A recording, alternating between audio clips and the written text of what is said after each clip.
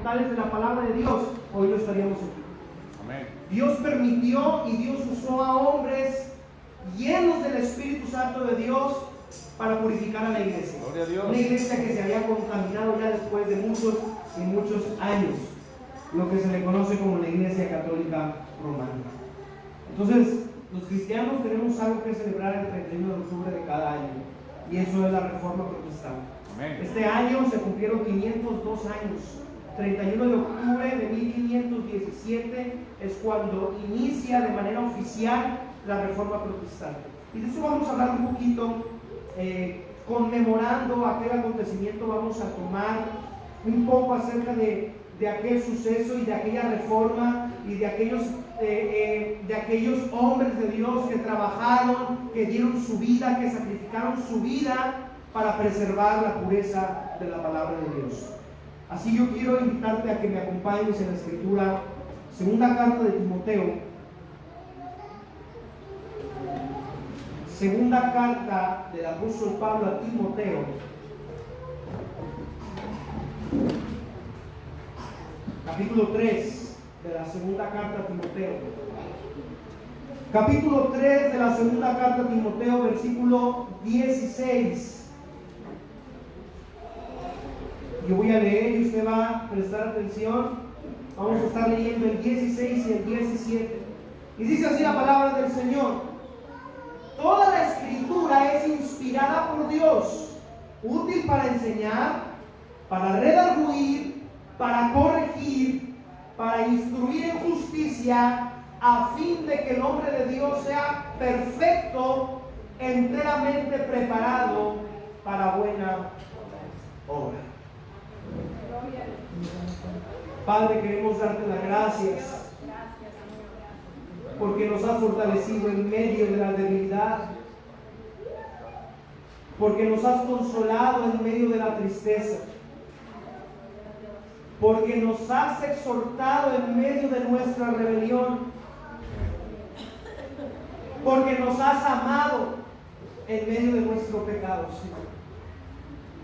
Tu gracia ha sido con nosotros hasta el día de hoy, y por eso, Señor, te damos gloria.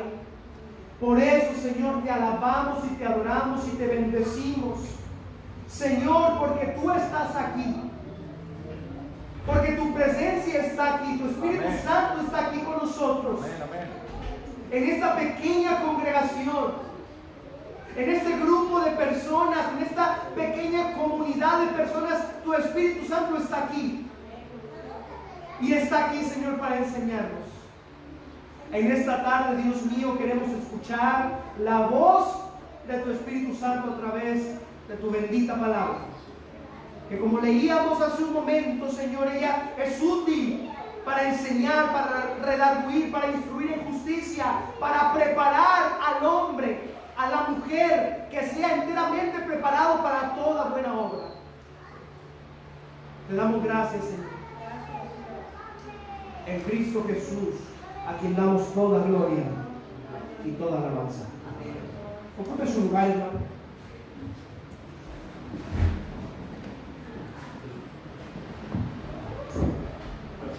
Era el año 1517, la fecha 31 de octubre. 31 de octubre del año 1517, un monje de la orden de los agustinos llamado Martín Lutero decidió escribir una protesta en contra de la Iglesia Católica, más concretamente en contra de lo que se le llamaba la venta de indulgencias. Una indulgencia es un perdón otorgado por la Iglesia Católica por algún pecado presente, pasado o futuro. Amén. Y la Iglesia Católica, al momento de ofrecer la indulgencia, prácticamente le decían a la persona: ¿sabes qué? Tú has pecado y si quieres ser perdonado, tú tienes que comprar el perdón. Eso era prácticamente una venta de indulgencias.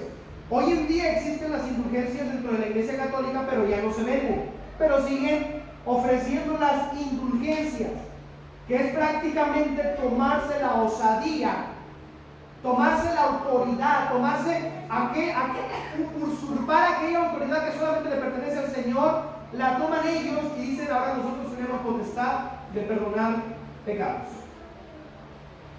Martín Lutero se da cuenta del error en el que se estaba envolviendo la Iglesia Católica ya desde hace años atrás, pero él en el año 1517, del 31 de octubre, él decide escribir una protesta en contra de la venta de indulgencias.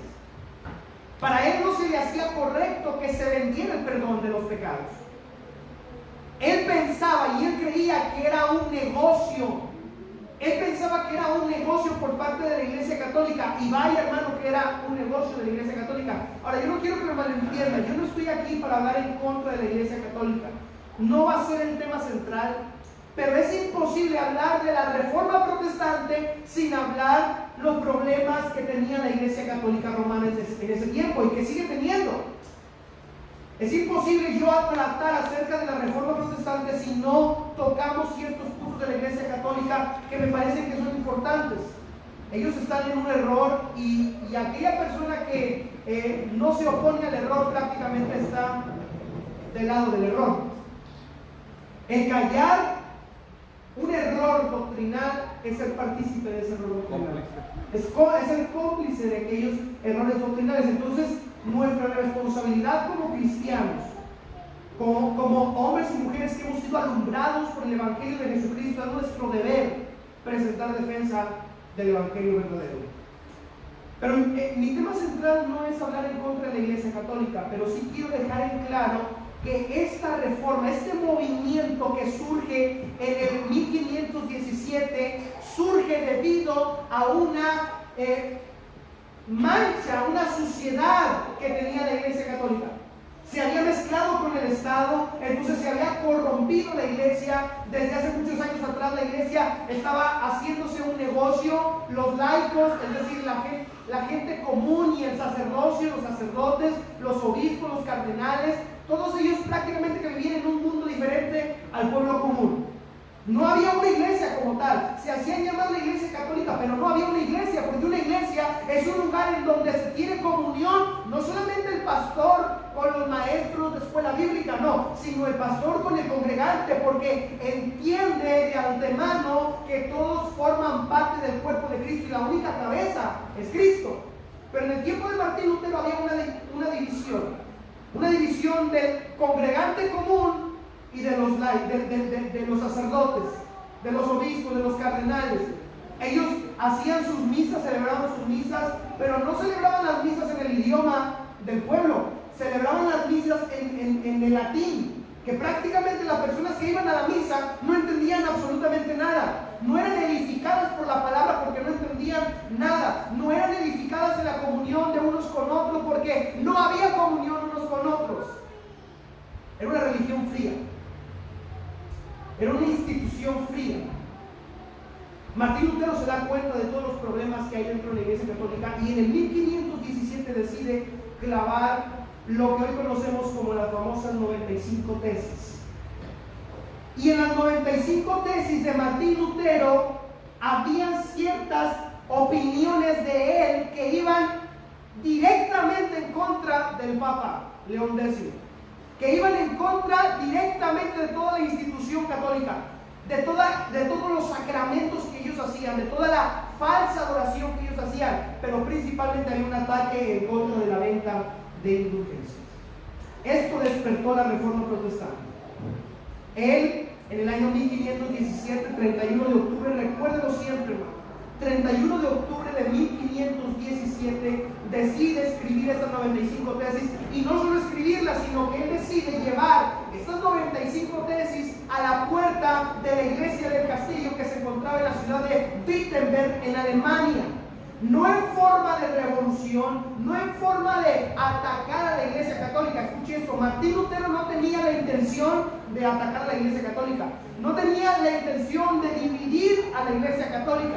Esto fue producto, pero es algo que él no esperaba. Esto es algo que vino de Dios, pero no porque Martín Lutero deseaba dividir a la iglesia.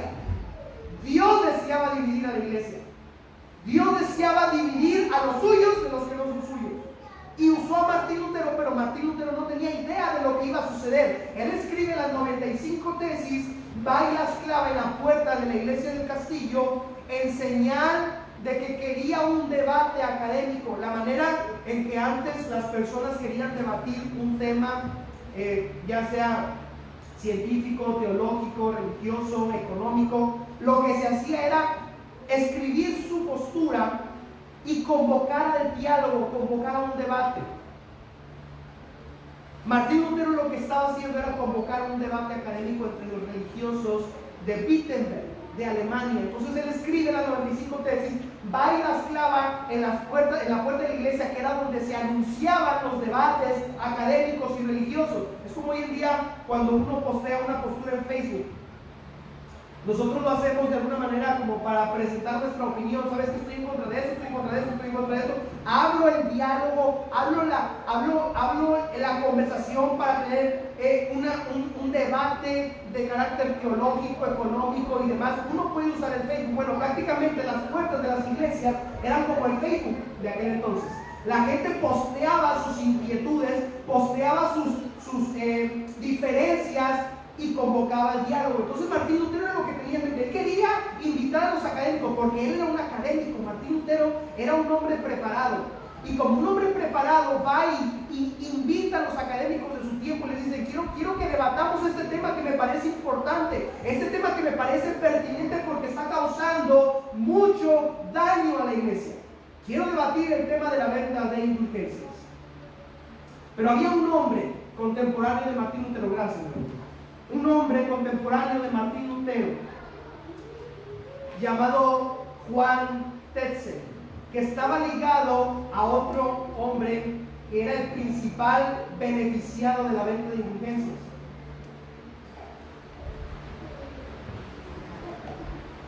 Era el principal beneficiado de la venta de indulgencias. Es decir, estos dos hombres se juntaron y dijeron: ¿sabes qué? Necesitamos construir la iglesia en el Vaticano, necesitamos construir la iglesia en Roma, y aquella catedral, aquella enorme construcción, pues necesita de dinero. Si nosotros queremos construir aquella construcción, necesitamos dinero. ¿Qué hacemos?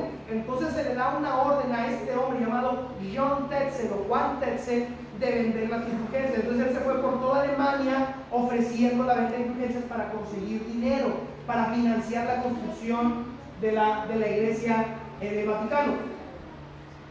Y Martín Lutero se da cuenta de este rollo y dice: esto no está bien. Esto no está bien. Entonces va y convoca al debate académico.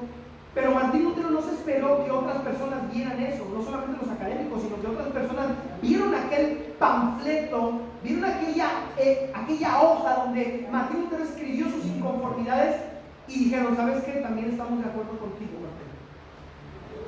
Y sucedió en Alemania, y sucedió en Suecia, en Ginebra, en España, y comenzó un surgimiento, hermano, de este sentimiento de: ¿sabes qué? Estamos contigo.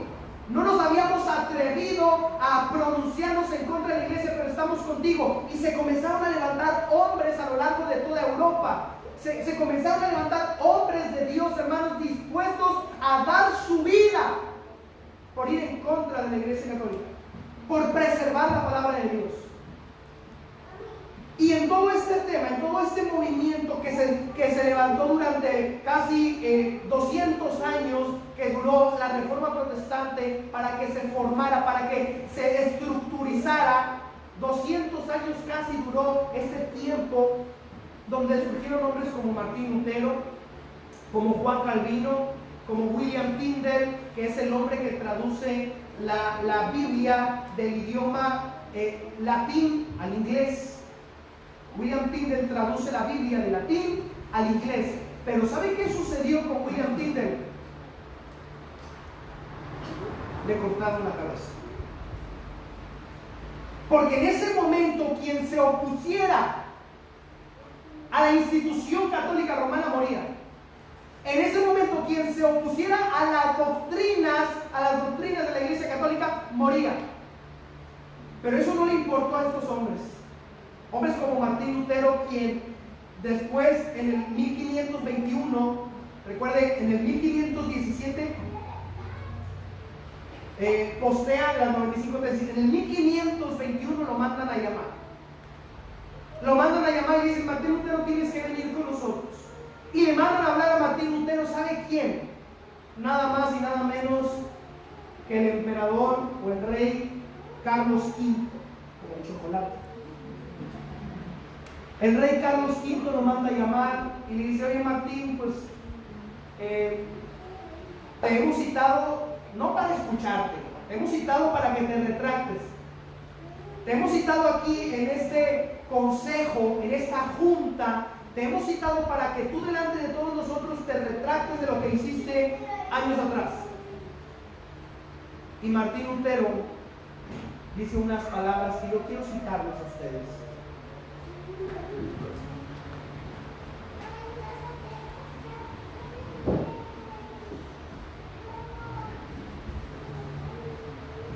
Quiero citarles las palabras, quiero buscarlas porque no quiero darle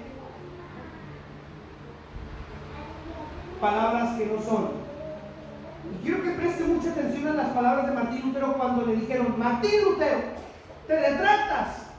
Y él contestó: a menos que no esté convencido mediante el testimonio de las Escrituras o por razones evidentes, ya que no confío en el Papa.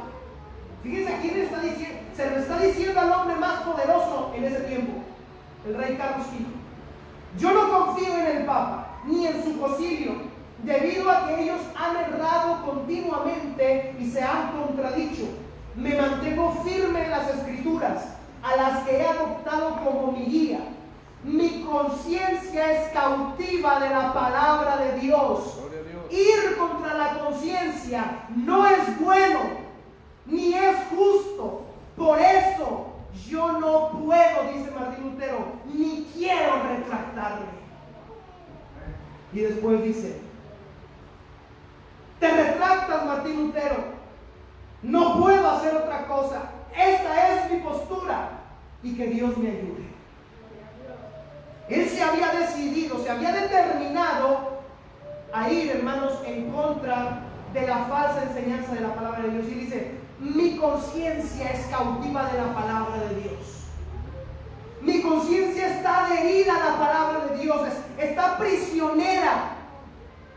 Mi conciencia está apresada por la palabra de Dios. Hermano, imagínense nosotros esto decirlo en nuestro tiempo. ¿Qué cambios no serían en nuestra vida? ¿Qué cambios no haría en nuestra vida? Es decir, para cada cosa que yo haga tengo que pensar en la palabra de Dios, porque ella es mi base, ella es mi guía, ella es mi autoridad, y yo estoy sujeto, estoy cautivo a la palabra de Dios. Y después surgieron otros hombres que se fueron levantando conforme los años pasaban, y en ese momento el rey Carlos V le dijo a todos los que estaban ahí: si alguien quisiera matar a Martín Lutero, sería libre de culpa. Si alguien mata a Martín Lutero, no lo vamos a culpar. Prácticamente estaban animando a asesinar a Martín Lutero. Martín Lutero tiene que huir, y al momento de huir, él predica, él comparte la enseñanza verdadera del Evangelio. Años después surgió otro hombre llamado Juan Calvino. Cuando Martín Lutero clava las 95 tesis, Juan Calvino tenía 6 años de edad, era apenas un niño. Conforme él va creciendo, él conoce de Martín Lutero. Él es cautivado por la enseñanza de la palabra de Dios, de los labios de Martín Lutero.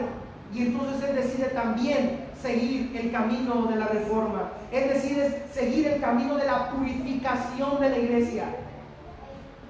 Y conforme pasaron los años, hermanos, se hicieron una estructura teológica que hoy se conoce como las doctrinas de la gracia. Y dentro de las doctrinas de la gracia, hermanos, porque yo quiero decirles algo a ustedes. Muchos podrán escuchar acerca de las doctrinas de la gracia, que son de los tiempos de la reforma, pero que no se veían en la iglesia primitiva. No, hermanos, las doctrinas de la gracia están ligadas de manera perfecta a la palabra de Dios de la iglesia primitiva, a la doctrina de la iglesia primitiva, porque precisamente la reforma protestante surge como un deseo de retornar, de regresar a la doctrina de la iglesia primitiva.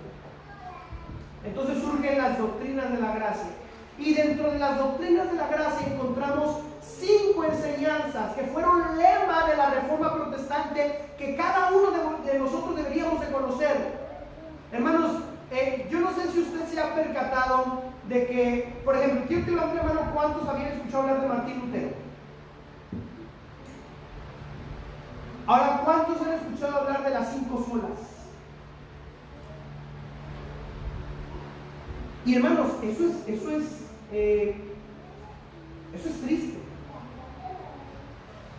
Eso es triste porque precisamente nosotros salimos de ahí.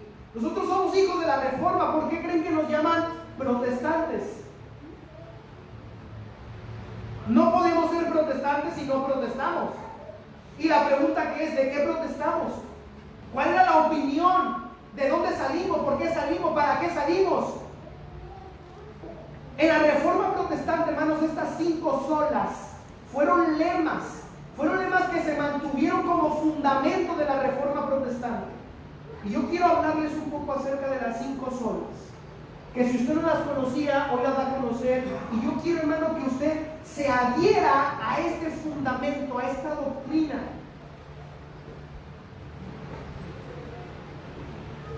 Si algo es perfecto, no hay necesidad de cambiarlo. Pero yo le pregunto, ¿la iglesia es perfecta?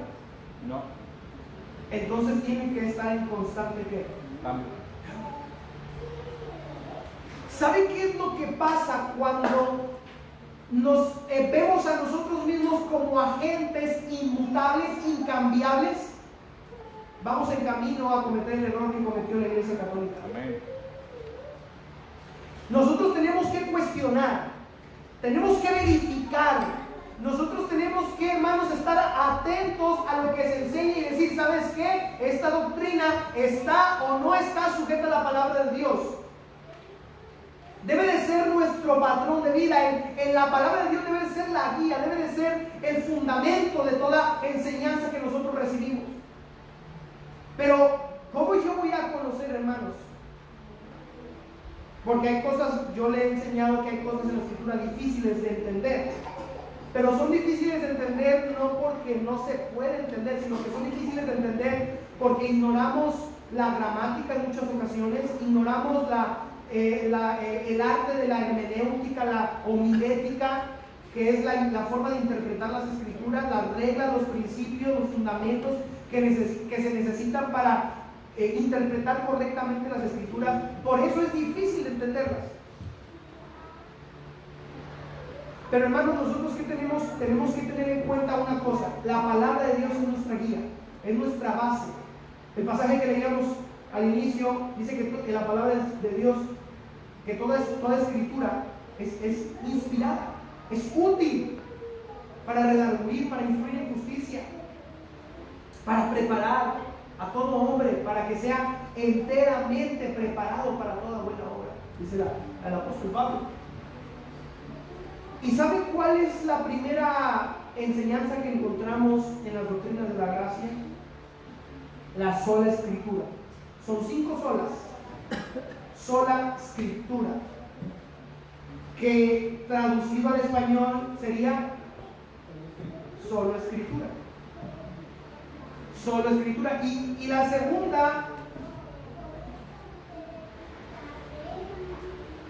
segunda sola es solus Christus, que significa en español solo Cristo. Y la tercera es sola gratia, que significa sola gracia. Sola fide es la cuarta, que significa solo la fe. Y la quinta es soli deo gloria, que significa solo Dios la gloria. Y yo quiero leerles un poema. Quiero que presten mucha atención a este poema de las 5 solas. Presten mucha atención a cada palabra de este poema. 5 solas. Vamos con la primera sola, que lleva por nombre sola escritura, aludiendo a la palabra profética más segura, porque Dios la inspiró para ser autoridad y es suficiente para poder conocer su voluntad. Así que no seguiremos las palabras de un hombre si no tienen un versículo y capítulo que nos nombre. Es nuestra regla de fe y práctica que nos guiará a la salvación que Él nos da. En segundo lugar, gritamos sola fide, sabiendo que solo por la fe el justo vive. De modo que nuestra justicia es imputada al creer en aquel que cumplió donde yo no pude obedecer, excluyendo toda posibilidad de que por nuestras obras y moralidad pudiéramos en algo aportar al sacrificio perfecto de redención que justifica y nos libera de la condenación. Tercero, declaramos sola gracia, porque la fe es un don de Dios que lo recibimos por la gracia. No es nuestra inteligencia, tampoco nuestra prudencia, sino la elección de Dios conforme a su presencia, que nos llamó para obedecer. Pues antes de hacer ni mal o bien, antes de nacer, el Espíritu Santo nos santificó sin nada merecer, para renacer, mirar la cruz y a ella correr. Cuarto lugar, solus Christus. La salvación solo se encuentra en la persona de Cristo. No hay otro mediador entre el Dios Santo y el pecador que pudiera satisfacer su ira y darnos su amor. Aquel siervo sufriente que en todo fue tentado, perfecto en humanidad, mas libre de pecado. Él fue crucificado, mas ahora se encuentra sentado a la diestra del Padre, intercediendo por los que Él ha ganado. Y finalmente, soli Deo gloria, el propósito de nuestra gran convocatoria. Anunciar las virtudes de aquel soberano creador y deleitarnos en Él con todo el corazón. Porque todas las cosas son de Él, por Él y para Él, el Dios santo, justo e inmutable y fiel, del omnisciente, sabio, poderoso y veraz. Al Dios trino sea la gloria por la eternidad. Amén. El cristiano protestante, hermano, está adherido a estas 5 doctrinas, a estas 5 enseñanzas, a estas 5 solas, que es importante recordar, que es importante conmemorar, hermano. Si usted no tenía algo que celebrar el 31 de octubre, ahora lo tiene. Si usted antes no tenía que celebrar el 31 de octubre porque los demás estaban celebrando Halloween, ahora usted tiene algo mejor que celebrar y que conmemorar, que es el acontecimiento del inicio de la reforma protestante. Amén. Y dentro de estas doctrinas de la gracia encontramos sola escritura, que básicamente lo que enseña es que nuestra vida se va a basar solo en la escritura. Permítame hablar un poco acerca de la sola escritura. La sola escritura es la palabra de Dios. Indica que la palabra de Dios es la máxima autoridad en materia de fe y práctica, no solo de fe, también de la práctica. Por tanto, nada que contradiga la revelación de Dios puede regular la vida del creyente. Y precisamente por eso es que Martín Lutero necesitaba debatir estos temas. Porque Martín Lutero, al leer la palabra de Dios, se da cuenta de que la Iglesia Católica como institución no se adhería a esta doctrina de que la palabra de Dios es la única fuente de autoridad. Para la Iglesia Católica, ellos tenían la autoridad, la palabra como autoridad sí, pero también tenían la tradición como autoridad, tenían las enseñanzas del Papa como autoridad, tenían los concilios como autoridad. Yo les pregunto, hermanos, ¿se podrá llevar un sistema correcto teniendo varias autoridades? Por supuesto que no.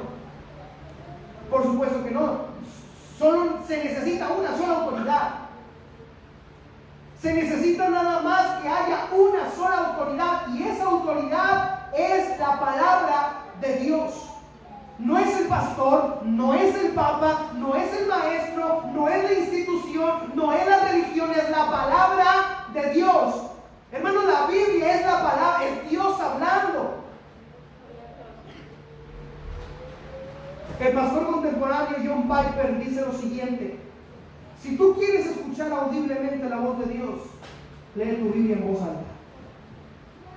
Hermanos, la Biblia que nosotros tenemos con nosotros a un lado es la palabra de Dios. Amén. No necesitas otra cosa más. Porque ¿quién es Dios, hermanos? Es el que conoce todo, es el creador de todo, es el soberano de todo, es el dueño de todo. ¿Qué más podríamos necesitar más que la palabra de Dios? Amén. Pero en la práctica, hermanos, muchas veces esto no es así. En la práctica a veces como que necesitamos más de otras cosas. A veces en la práctica, y se lo digo no para hablar de esta iglesia, hablo de la iglesia en general y principalmente de América Latina. La iglesia hoy en día de América Latina está tan enfrascada en su denominación. No es que mi denominación, no es que mi tradición, no es que mi enseñanza que me han dado durante muchos años. No, hermanos, es la palabra de Dios. Y dentro de las denominaciones hay errores que se pueden, hermanos, solucionar mediante la palabra de Dios. Mi autoridad es la palabra de Dios. No es la tradición, no es la institución, no es la religión, no es ni siquiera el pastor. Hermanos, el pastor evidentemente tiene cierta autoridad, pero es una autoridad delegada. Es decir, que es una autoridad que está por debajo de la palabra de Dios. Obviamente hoy en día hay muchos pastores que pretenden ponerse encima de la palabra de Dios. Y surgen tradiciones de hombres, surgen mandamientos de hombres: haz esto, no hagas aquello, no te pongas esto, si te pones esto, no lo otro. ¿Por qué, hermanos? Porque uno pretende usurpar la autoridad de la palabra de Dios. Y si la palabra de Dios no habla del tema, entonces ¿qué dicen? Pues yo hablaré del tema. No, hermanos, dice la Escritura: si yo o un ángel del cielo os predicare otro evangelio del cual yo ya os he anunciado, ¿qué? Sea anatema. ¿Por qué, hermanos? Porque solamente hay una autoridad. Solamente hay una fuente de autoridad, que es la palabra de Dios. En el tiempo de Martín Lutero, la autoridad la tenía la Iglesia Católica. La autoridad la tenía el Papa. Es decir, si el Papa decía es esto, es eso. Si contradice la Escritura, pues nadie se daba cuenta, porque la Escritura estaba en un idioma que no era del pueblo. ¿Cómo se iban a dar cuenta del error en el que estaban si no entendían la Biblia? Si se da cuenta, hermanos, la bendición que hoy tenemos de tener nuestra Biblia traducida en nuestro idioma. Amén. Hoy en día las personas son engañadas porque quieren, hermano. Porque la palabra de Dios es tan clara, está presente, hermano, pero muchas veces o nos gana la indisciplina de estudiar la palabra de Dios. No, es que yo así fui enseñado y yo creo que está bien, está en lo correcto. Me decían que eran de sana doctrina, entonces yo confío en él. Hermano, prácticamente estamos volviendo a la Iglesia Católica. Confiar en lo que los sacerdotes enseñan. No, hermano, tú debes de confiar en la palabra de Dios. Y para confiar en la palabra de Dios, tú tienes que ir a la palabra de Dios. Y tienes que saber cómo estudiar la palabra de Dios. Porque ella es la fuente de autoridad. Sola Escritura. Eso quiere decir, hermanos, que la Biblia tiene la autoridad, pero también que es suficiente para todo tipo de cosas. Obviamente no es suficiente para que un doctor aprenda cómo operar a un paciente. No me refiero a eso. Sino que la palabra de Dios es suficiente en aspectos que tienen que ver con la vida espiritual y moral y social del cristiano. La Biblia es suficiente. Por eso, hermanos, no necesitamos de psicología. La psicología es una rama que pretende hacerse llamar científica, pero no es científica. La psicología no es una ciencia, hermano. Tiene que entender esto, porque muchas veces se nos vende este cuento de que la psicología es una ciencia. La psicología no es una ciencia. ¿Sabe por qué? Porque hay como 500 tipos de psicología. ¿Cuál tendrá la razón? ¿Cuál sistema de psicología tendrá la verdad? ¿Sí me estoy explicando? Amén. No puede ser la psicología una ciencia precisamente por el hecho de que hay muchas y muchas clases y tipos de psicología. Pero hoy en día, hermanos, la psicología ha entrado incluso en la iglesia en términos de la religión cristiana. Ahora, ¿la psicología es mala? No. No me malentienda, la psicología no es mala, pero es insuficiente. Y si tú quieres tratar un problema espiritual, moral o mental, la psicología no es suficiente. Lo único que es suficiente es la palabra de Dios. La psicología no puede operar, hermanos, en los lugares que solo la palabra de Dios puede operar. ¿Hasta dónde puede operar la palabra de Dios? ¿Hasta dónde penetra? Hasta el alma. Discierne los pensamientos, las intenciones del corazón. La palabra de Dios discierne la mente del hombre. La psicología es buena para muchas cosas. Se puede usar en una empresa donde se va a hacer contratación de personal y en el momento de hacer el reclutamiento y después la selección del personal, cada reclutado tiene que pasar un proceso de exámenes psicométricos, exámenes de confianza que personas especializadas, estudiosas en psicología pueden hacer porque entienden los comportamientos, las reacciones, han hecho estudios. Entonces es bueno para ciertas cosas, pero es insuficiente para tratar con los problemas del alma o problemas conductuales. Hay otra rama que es la psiquiatría. Esa es otra cosa diferente. La psiquiatría es una ciencia médica. La psiquiatría sí tiene que ver, hermanos, con el estudio neurológico, el estudio del cerebro. Porque yo les pregunto, ¿el corazón se enferma? Bueno, el cerebro también. Y saben que cuando el cerebro se enferma, el paciente o la persona tiene síntomas a veces de extraños que hoy vemos como si fueran una persona loca. Tal es el caso de la esquizofrenia. ¿Cuántos conocen la esquizofrenia? ¿Alguna vez ha conocido a una persona esquizofrénica? ¿Cómo se comportan? ¿Cómo son? Raros, antisociales. Raros, antisociales. Les vienen ataques de enojo, si no están medicados. Ansiedad. Ajá. ¿Por qué? Alucinaciones. ¿Por qué creen que pase eso, hermano? ¿Su cerebro está dañado? Porque su cerebro está dañado. El cerebro físico, no estoy hablando de la parte espiritual, estoy hablando del cerebro físico. Nuestro cerebro, hermanos, es el que controla nuestro cuerpo, es el que controla inclusive nuestros estados de ánimo. El cerebro tiene, yo no sé, hermanos, en qué parte se une el espíritu con el alma. Yo no desconozco el tema, no sé en qué punto se conecta. Pero nuestro estado de ánimo tiene que ver también con nuestro cerebro, y si nuestro cerebro disfunciona o se enferma, eso se verá reflejado en lo externo, en lo que proyecta. ¿Alguna vez ha visto la serie de Doctor House o de The Good Doctor, la nueva de Doctor House o The Good Doctor? Doctor House. Bueno, en un episodio, hermanos, salió un paciente que al parecer él mentía, pero no se daba cuenta de que estaba mintiendo. O sea, ¿cómo les explico? Pensaban que estaba diciendo ahora sí como si fuera real lo que estaba diciendo. ¿Mitómano o qué? No, un mitómano no. Esta persona, por ejemplo, engañaba a su mujer, pero su mujer no sabía porque él le mentía a su mujer.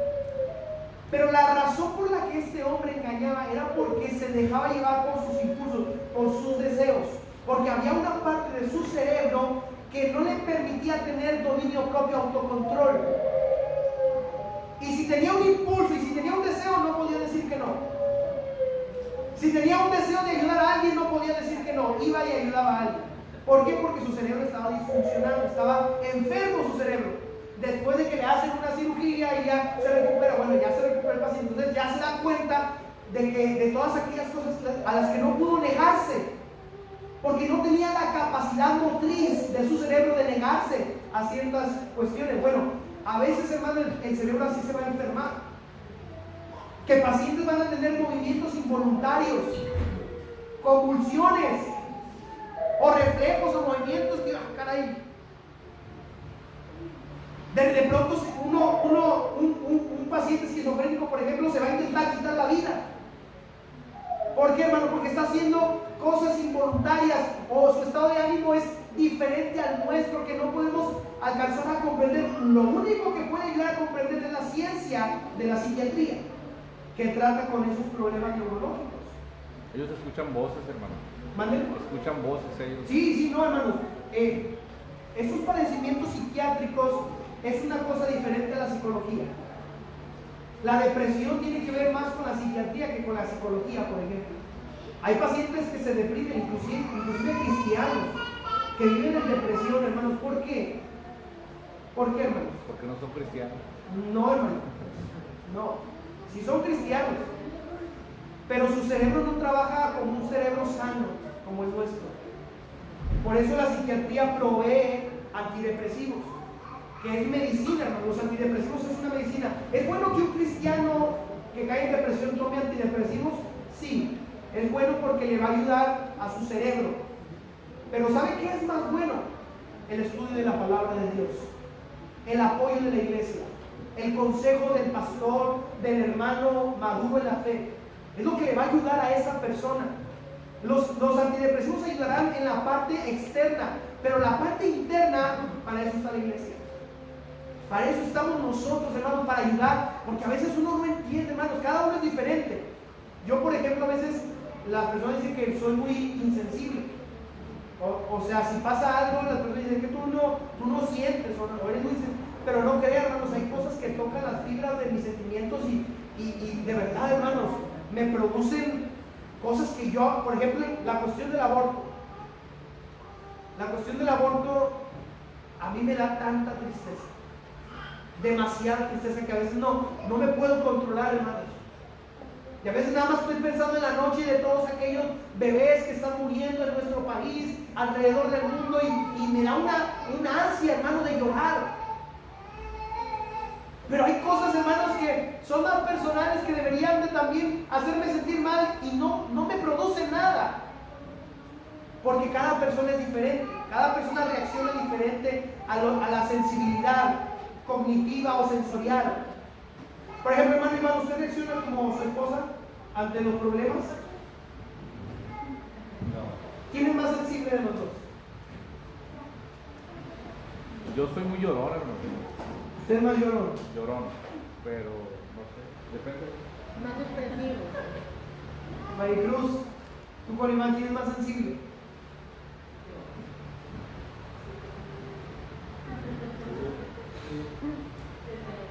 Hermano Andrés, cuando surge un problema en la familia, ¿a quién le afecta más, a usted o a su esposa? ¿Quién siente más ese? ¿Sabe por qué, hermano? Porque nuestro cerebro trabaja de formas diferentes. Unos tienen disfunciones que tenemos que estar alertas. Como iglesia tenemos que percatarnos de los problemas que suceden a veces dentro de la congregación. Hermanos, hay cristianos que de pronto les entra la ansiedad, les entra la tristeza.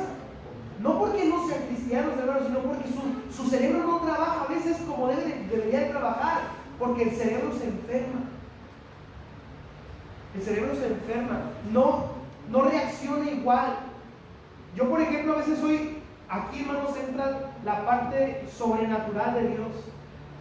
Aquí entra la forma en que Dios habla. Por ejemplo, mira, yo puedo escuchar un mensaje 2 veces, el mismo mensaje 2 veces, con la misma atención, pero en el primer mensaje no, o sea, sí me gustó el mensaje, estoy de acuerdo, me llenó mi cerebro de información, pero lo vuelvo a escuchar la segunda vez y, hermanos, produce algo diferente. ¿Por qué? ¿Por qué, hermanos? ¿Por qué será? ¿Por qué será que a veces producen nuestros sentimientos son distintos bajo las mismas circunstancias? Nuestras reacciones son diferentes bajo las mismas circunstancias. ¿Por qué? Porque hay factores que afectan, hermanos.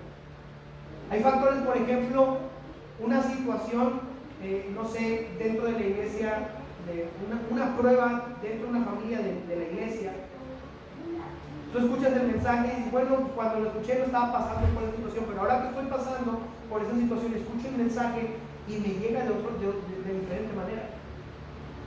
Pero yo le pregunto, hermanos, ¿qué participación tiene el Espíritu Santo de Dios ahí? ¿Será que Dios no habló en el primer mensaje? ¿Será que yo no escuché en el primer mensaje de manera adecuada? No. Significa que Dios se tuvo que meter en esa situación difícil para que entonces al momento de escuchar su palabra no solamente pudieras entenderla de manera informática, sino que de una manera práctica la puedas aplicar ahora a la situación que estamos atravesando. Dios nos mete en circunstancias, hermanos, a veces difíciles, duras de la vida, donde hay aflicciones, donde hay tristeza. ¿Para qué? Para que al momento de que venga su palabra podamos reaccionar como un cristiano debe reaccionar. Claro, por supuesto, que el Espíritu Santo, ¿qué es lo que hace? Redarguye. ¿Y cómo lo va a hacer? Nos va a colocar, hermanos, a veces en posiciones que no nos van a gustar. Nos va a poner en posiciones que no nos van a agradar del todo, para que cuando venga la sola Escritura, ella sea útil para nuestra vida. A veces Dios te va a poner en un momento de tristeza y a otro hermano lo va a poner en un momento de mensajero, de ser el mensajero y de llevar el consejo de la palabra de Dios. Pero hermanos, nosotros también tenemos que estar preparados. Tenemos que estar capacitados para dar un consejo sabio, un consejo de acuerdo a la palabra de Dios, porque ella es nuestra guía, es nuestro fundamento, la sola Escritura.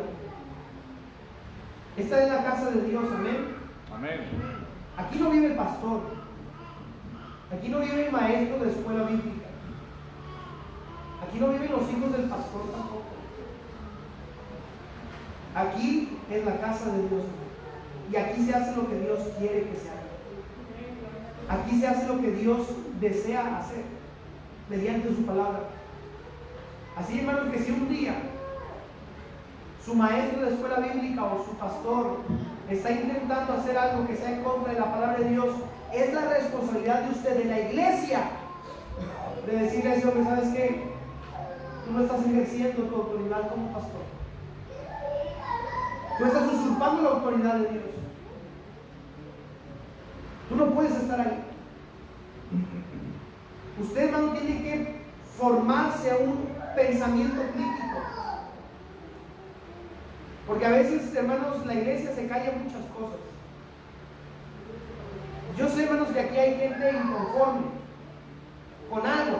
O sea, digo, no somos una iglesia perfecta, ¿sí? ¿Hay inconformidades, sí o no? La verdad es que sí. ¿Cuántas de esas las dicen? ¿Cuántas de esas inconformidades usted va a la palabra de Dios y dice, ¿sabes qué? Encuentro en la palabra de Dios que esto no se debe hacer? Y va con el pastor y dice, mire pastor, aquí en la palabra de Dios, que es la autoridad suprema por encima de usted, y la palabra de Dios me dice esto y usted está haciendo esto. Ahora, porque hermanos, tiene que ir con la Biblia, no va a ir nada más porque a usted se le ocurrió, porque usted no estaría basando su vida en la sola Escritura, estaría basando su vida en la sola opinión de usted. Pero hermanos, la iglesia está para eso, para formarse un pensamiento crítico y decir, ¿sabes qué? Aquí yo creo que no está haciendo el pastor lo adecuado, y de acuerdo a la Escritura, lo que la Escritura me enseña es que eso se debe de hacer así. Entonces voy a ir con el pastor de una manera amable, hermanos, cortés. Así como el pastor ha sido amable y cortés hacia nosotros también debemos de ir, pero con la palabra de Dios. Porque si solamente es tu opinión, hermanos, ni siquiera te acerques, porque vas a producir daño, destrucción. Si tú no vas con la Escritura, tú no vas a edificar, tú vas a ir a destruir. Es que no me gusta lo que se está haciendo aquí, porque ¿por qué no te gusta, hermano? Bueno, es que mi gusto es más de este tipo de cosas. Miren, hermano, miren, perdón, Ray. Que dije, miren. No, es que me corrigió. Por eso le dije, hermano. Miren, hay personas, hermanos, que se van de la iglesia por cuestiones tan tontas. De verdad. Infantiles. No, es que no me está gustando la música que se está tocando. Entonces me voy de la iglesia. No, es que yo creo que la forma en que maneja la administración financiera no es la adecuada, entonces yo me voy a ir de la iglesia. O no, es que la verdad es que el pastor no me cae muy bien. O hace que no hay clima.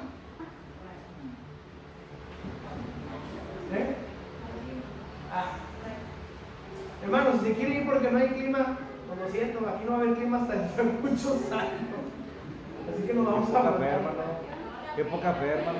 ¿Mande? Qué poca fe. No, hermano, es que no sería prudente poner ahorita aquí. Ahorita no, pero sí va a haber. No, de que va a haber, hermano. De que va, porque es necesario, en Monterrey es necesario.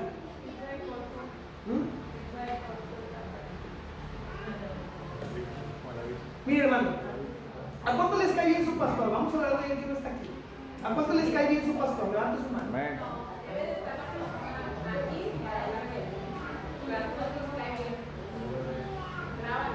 Es que después se va a sentir apenado. A mí me cae bien mi pastor.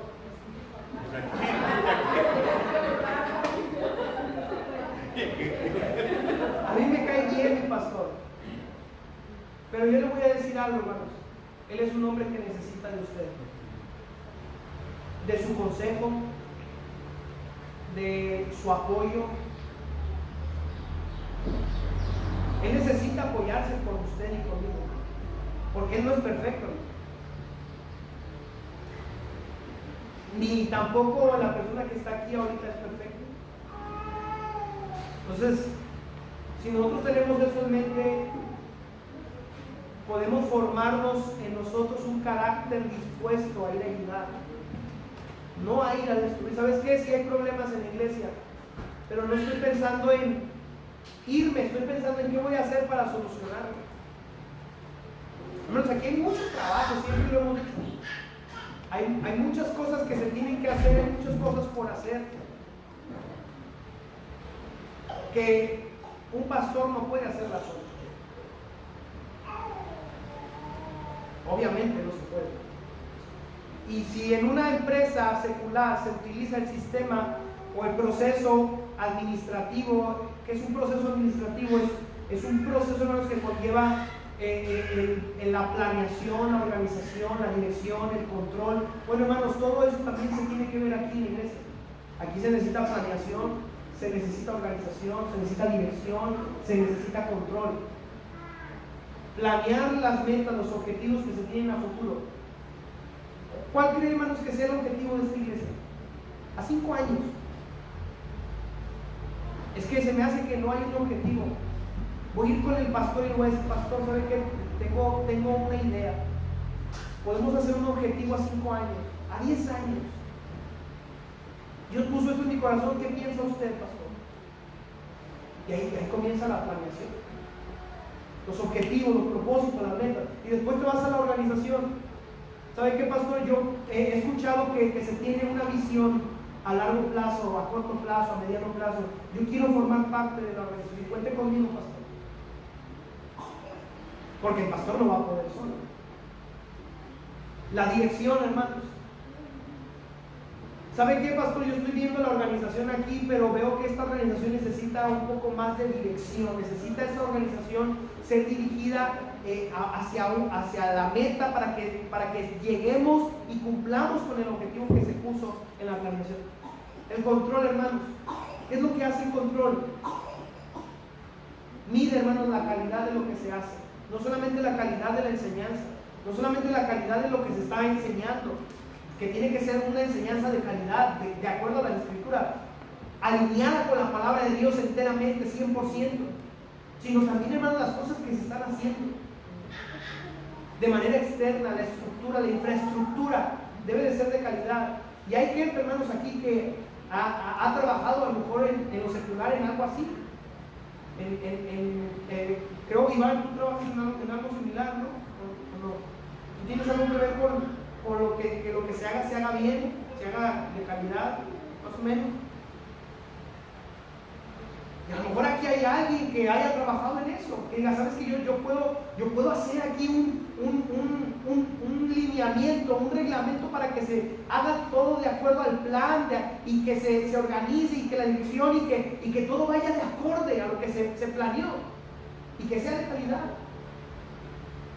Y alguien que diga, hermano, ¿sabes qué? Yo me quiero preparar para cuando se dé la enseñanza, yo estar pendiente de que lo que se esté enseñando esté alineado con la palabra de Dios. Y que se levante y diga, yo me quiero, hermanos, especializar en la enseñanza de los niños, que la enseñanza y la formación de los niños sea de calidad. Sí, hermano. Yo platiqué con tu papá y me dije que debía de tener una misión y visión.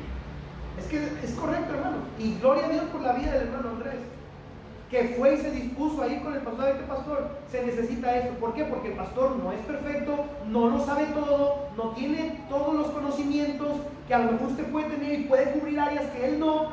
Hermanos, la iglesia se necesita. No somos la iglesia católica, que el sacerdote está en un lugar y la iglesia está... No, hermanos, el pastor también es uno con usted. Somos una comunidad que se debería de apoyar, hermano. Pero todo eso, hermano, se debe de hacer en base a la ¿qué? A la sola escritura. Hermanos, qué lindo sería, a veces me pongo a pensar, la escuela de los niños, qué lindo sería, hermanos, que de este salón salieran maestros de enseñanza bíblica. Gente que sabes que yo me quiero preparar, yo quiero tener... yo quiero de grande, que ellos digan de grande, hermano, yo quiero ser un día un maestro de la palabra de Dios, yo quiero ser pastor, yo quiero dedicarme al Señor al 100%, y que desde niños, hermanos, ellos vayan formando una estructura de conocimiento bíblico, que sea de calidad, hermano. ¿Saben cuál es el problema de la iglesia hoy en día? Que es ignorante. Y no lo digo en un sentido peyorativo, sino que desconoce, hermano. Es una iglesia que desconoce.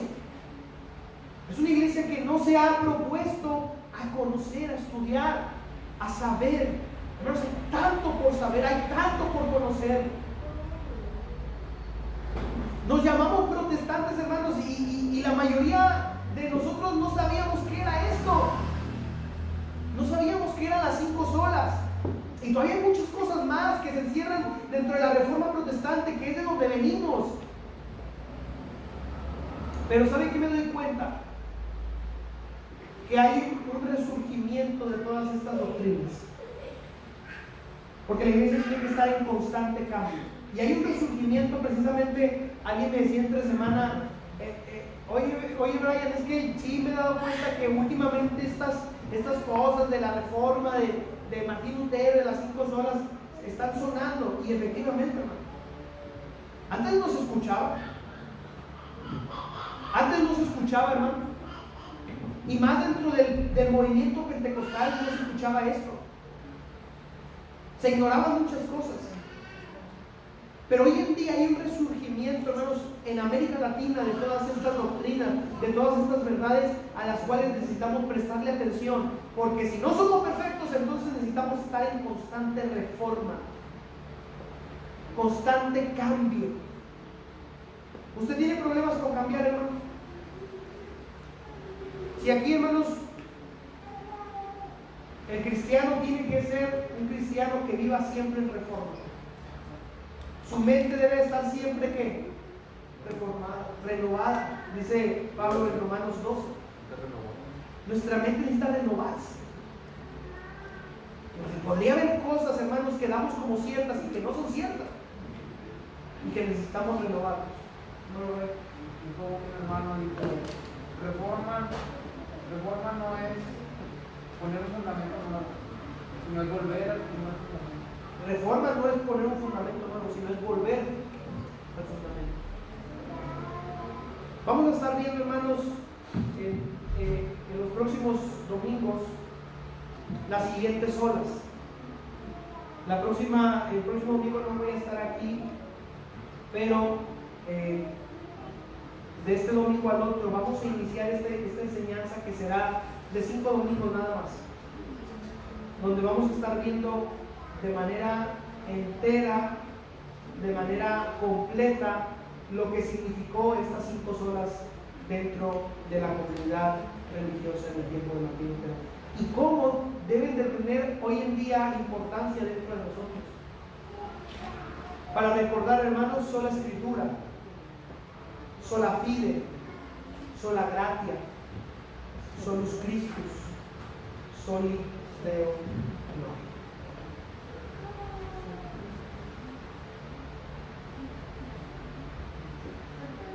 Nuestro conocimiento va a venir solamente de la Escritura. Nuestra salvación es solo por medio de la fe. Solo por medio de la fe. No hay otro medio, solo la fe. Y todo gracias a un don de Dios que llamamos la gracia. Solo la gracia de Dios. Sin obras, solo gracia. Sin méritos, sin merecimientos, solo gracia. Solo por medio de aquel que pudo obedecer. Lo que yo no pude cumplir, aquel que pudo obedecerlo, ¿quién es? Solo Cristo. Para que así, hermanos, toda la gloria sea de Él. Vamos a ponernos en pie.